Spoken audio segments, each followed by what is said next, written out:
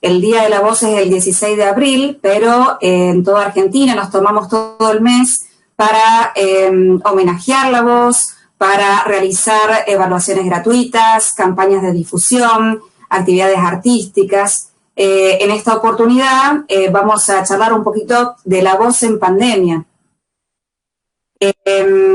Si hablamos de la voz en pandemia, podemos englobar un montón de modificaciones que ha tenido la voz, desde lo emocional, desde las acomodaciones para realizar teletrabajo o para el uso de la voz con los equipos de protección facial. Las modificaciones que ha tenido la voz en los casos de los que hemos padecido la enfermedad por el COVID y las secuelas que nos ha dejado el post-COVID. Vamos a ir desmenuzando un poco cada una de estas modificaciones, cómo nos han influido. La pandemia ha sido un evento traumático, un trauma social crónico que todavía seguimos transitando. Y en esta oportunidad va a ser la segunda campaña que transitamos bajo los efectos de la pandemia. Desde lo emocional, la pandemia nos ha dejado mucho estrés, angustia, miedo. Y como yo les venía diciendo, ya lo venimos transitando hace un año. Todo lo hemos vivido de diferentes formas. Algunos nos hemos angustiado primero, otros después. Pero esta angustia, esta tensión, estas diferentes emociones han ido conviviendo con mucha tensión muscular, con opresión en el cuello, en las zonas que tienen que ver con la producción de la voz.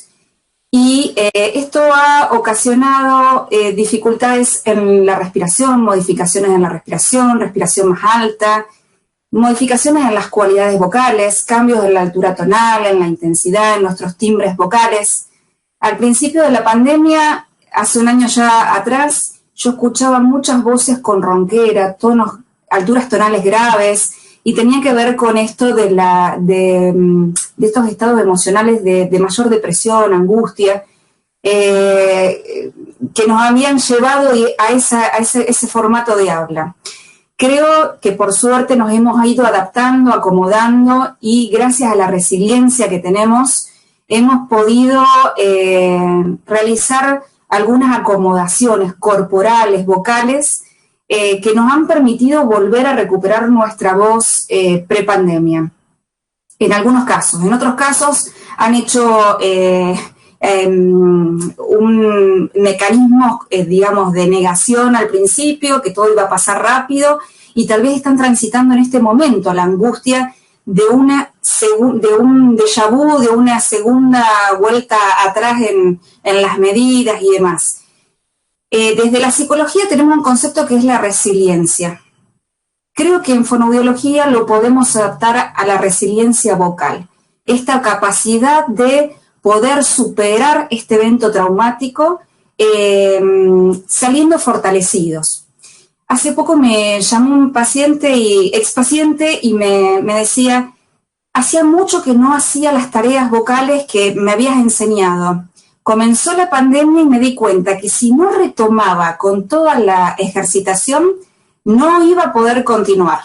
Y retomé los ejercicios y estoy mejor que prepandemia, porque ahora los hago con continuidad, todos los días, hago el calentamiento vocal, elongo y enfrío la voz cuando termino mi trabajo. Eso es resiliencia vocal y creo que es lo que tenemos que apuntar, a reforzar. Cuidado de la voz y educación en los casos que no la han tenido y volver a retomar estas técnicas, estos trabajos vocales personalizados del que ya lo ha hecho y que tiene en algún lugar del botiquín fonoaudiológico todos esos ejercicios, a lo mejor un poco archivados, bueno, hay que reflotar y volverlos a utilizar. Eso desde lo emocional. La voz, como dice Mara Belau, tiene 3 dimensiones: lo psicológico, lo biológico y lo socioeducativo. Ahí estuvimos un poco apuntando a lo psicológico, pero continuamente tenemos una interrelación entre cuerpo, mente, sentimientos, emociones. Y bueno, y se fueron dando cuestiones que no tenían que ver con lo emocional, pero sí con lo postural, con lo corporal. Comenzamos todos a usar este formato de encuentro, el Meet, el Zoom, el teletrabajo. En muchos casos se empezó a generar el acercamiento a las pantallas para tratar de romper esa barrera de la pantalla y querer estar con el otro, más cerca. Esto ha generado posturas viciosas, tensiones musculares también, que no son emocionales, sino propias del uso corporal. Al estar la laringe en una posición incómoda, también ha tenido que adaptarse a esos cambios posturales y en algunos casos ha traído problemas vocales, disfonías por el uso inapropiado de lo corporo-vocal, por el uso del teletrabajo durante muchas horas, más horas de las que estábamos acostumbrados. Cansancio auditivo también por la cantidad de horas de uso de los auriculares, a veces con demasiado volumen. En esos casos la recomendación es la propiocepción, el volver a pensar en nuestra postura, en cómo estamos sentados, buscar una silla cómoda que se adapte a nuestra columna, a nuestra posición. Acomodar las pantallas a la altura de la vista para que no tengamos que hacer esfuerzos con cabeza y cuello. Si usamos auriculares, monitorear la intensidad, usar uno solo y dejar el otro colgando para poder escucharnos durante la conversación. Y si estamos utilizando la voz para una persona con disminución auditiva en algún momento, poder después volver a bajar el volumen cuando continúo hablando con alguna persona o más joven o que no tenga la discapacidad.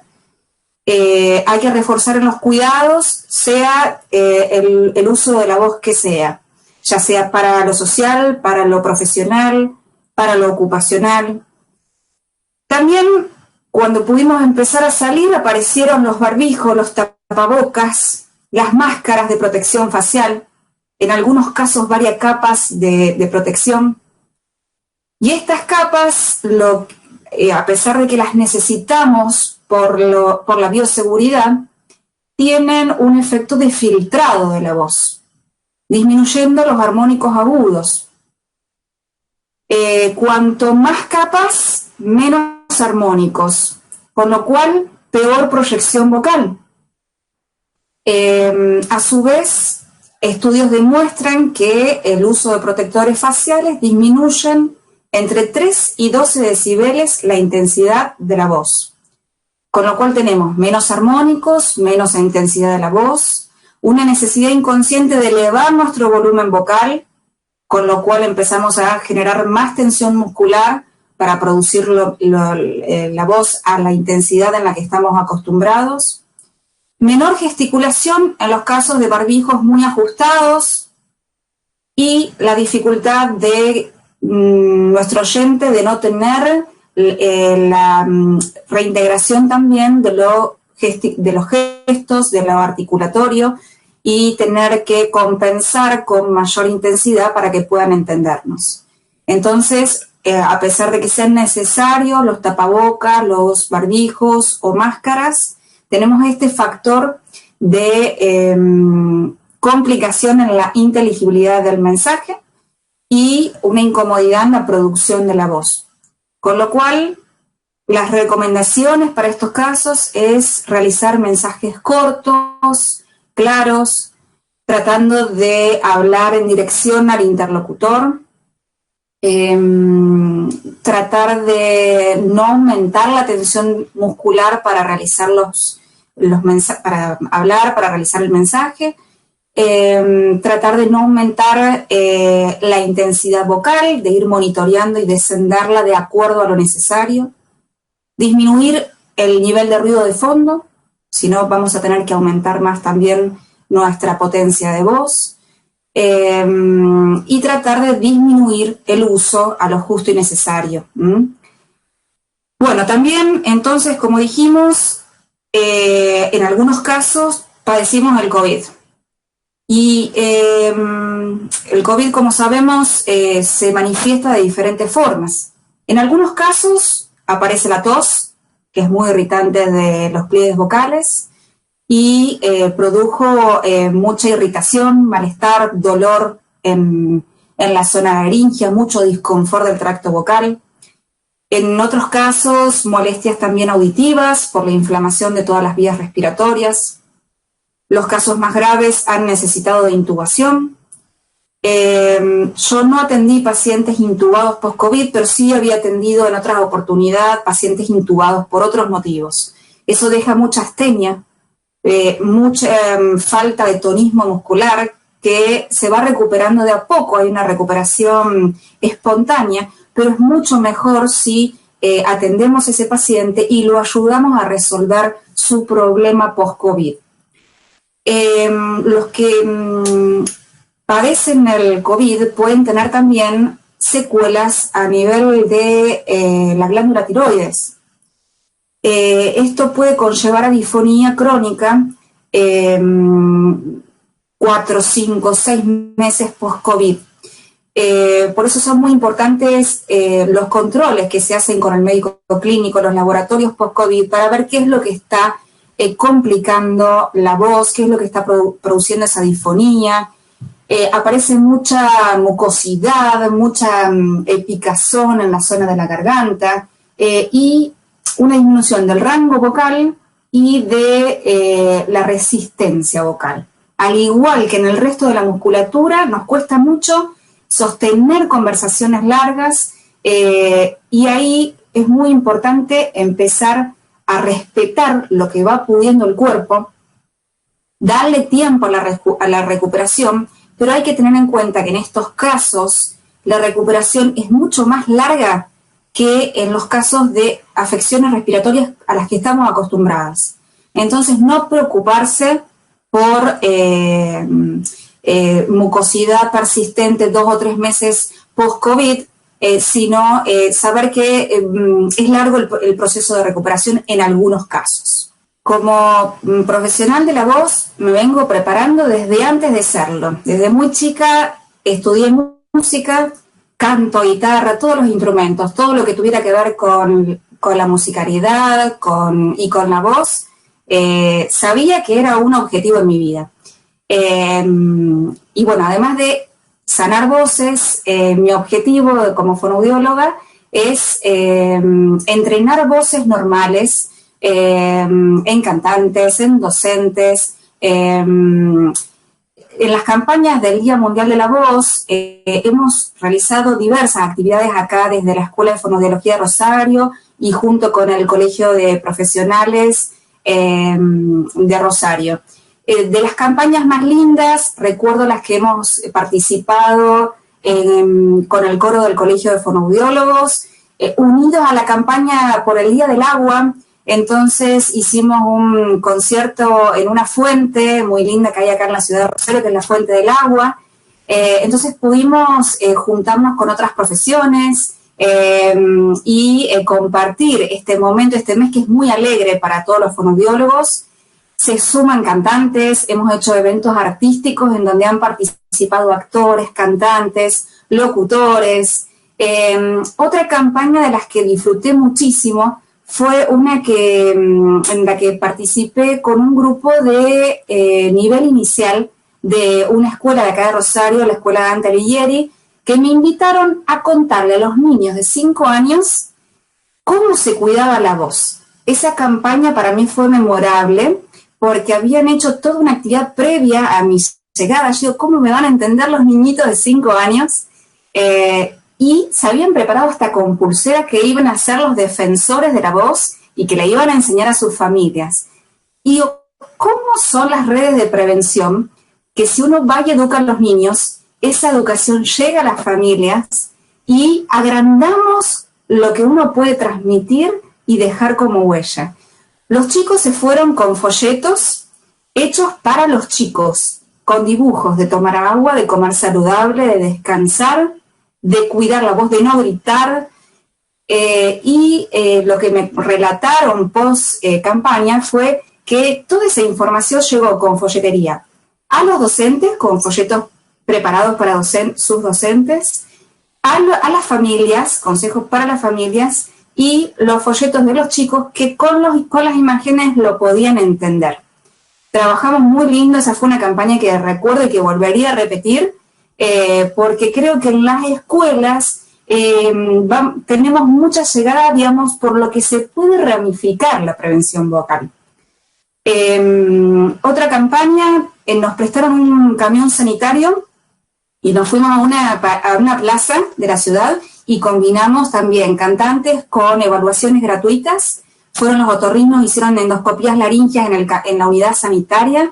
Fue realmente, son campañas que nos han dado mucha gratificación y que nos hace sentir que devolvemos un poco de lo que nos dio la universidad pública gratuita en la cual nos hemos formado y de la cual estamos orgullosos de pertenecer. Bueno, un mensaje para los estudiantes de Córdoba, y ya si alguno más lo escucha también. Formarse mucho. El área de voz requiere de mucha especialización, mucha formación y de un trabajo muy empático y de escucha. Mi abuelo, que era médico clínico, me decía: Ale, si vas a ser médica, nunca supo que fui fonoaudióloga, lo único que vas a necesitar es un banquito. Yo decía, ¿cómo? Yo veía el estetoscopio, los aparatos, digo, ¿cómo un banquito? ¿Para qué? Para escuchar a tus pacientes. Esa enseñanza la tengo desde que soy niña y entendí cuando empecé las prácticas para futura fonoaudióloga la importancia de la escucha y lo que sana a los pacientes es escucharlos y lo que nos permite acomodar y organizar la terapia de acuerdo a lo que hemos escuchado en ese paciente. La empatía con el paciente, la escucha, el poder estar tranquilo en una sesión terapéutica. Yo generalmente mis tratamientos son 40 minutos con el paciente y me quedo corta, porque realmente necesito de charlar mucho con el paciente antes de arrancar y ver qué es lo que trae ese paciente ese día y a veces volver a cambiar todo lo que tenía programado de acuerdo a esa escucha. Escucharlo, ser empático y trabajar siempre con lo mejor que tenemos, tratando de formarnos desde la evidencia científica. Juntar lo que vemos en la práctica, las dudas que nos genera la práctica, para llevarlo a investigación, poder tener una respuesta y desde ese lugar seguir trabajando. Uno va acomodando su hacer profesional de acuerdo a las necesidades de la misma clínica. Y lo mismo me ha pasado con las investigaciones. Yo venía investigando sobre el masaje laringio, que fue el tema de mi tesis doctoral, pero la pandemia me llevó a otro rumbo, porque quería colaborar, por ejemplo, con los síntomas de disconfort del tracto vocal de los profesionales de salud. Quería devolverles un poquito con algo de extensión y de investigación a los que estaban en la primera línea de batalla. Entonces me tuve que correr un ratito de lo que era el masaje laringio para apuntar a una necesidad del momento. Entonces yo creo que tenemos que trabajar con evidencia científica, atendiendo a la integridad de las personas, a un abordaje holístico que contemple todas esas dimensiones, la psicológica, la emocional y la biológica que habíamos hablado en un inicio, pero no olvidándonos que siempre tenemos adelante una persona que siente, que está sufriendo en el caso de que sea una alteración vocal y que tenemos que pensarlo en forma integral, holística y poderle dar una respuesta siempre desde nuestra mejor sonrisa, siempre desde el mejor lugar para que esa persona pueda sanar su voz o pueda entrenarla para cumplir con su actividad profesional u ocupacional. Tenemos pacientes de todas las franjas etarias y he tenido niños que me han venido y me dijeron, no, pero a mí me dijeron que el hiatus no se me va a ir más, que lo voy a tener de por vida. Y yo, ¿qué le contesté a esa niña? Creo que tenía 8 o 9 años esa niña. A Messi le dijeron que con el problema que tenía en las piernas nunca iba a poder jugar al fútbol. Y ya con eso, esa nena, la sonrisa que me esbozó, no me la olvido nunca más, y esas son las gratificaciones que te da la profesión. Esa frase tal vez fue más sanadora que todos los ejercicios que pudimos hacer después, porque le saqué ese estigma de la patología crónica que iba a tener por un hiatus. Bueno, todas estas actividades que se promocionan en este mes tan particular para la Fonoaudiología, que conmemoramos la celebración del Día Mundial de la Voz. Se invita a todos los profesionales a realizar actividades de extensión, de investigación, de difusión, actividades artísticas, también que sirvan para sanar un poco este malestar, esta pesadez del momento en que estamos transitando. Todo lo que podamos hacer desde nuestra profesión va a ser un granito de arena más para poder salir fortalecidos de este momento complicado que nos toca transitar.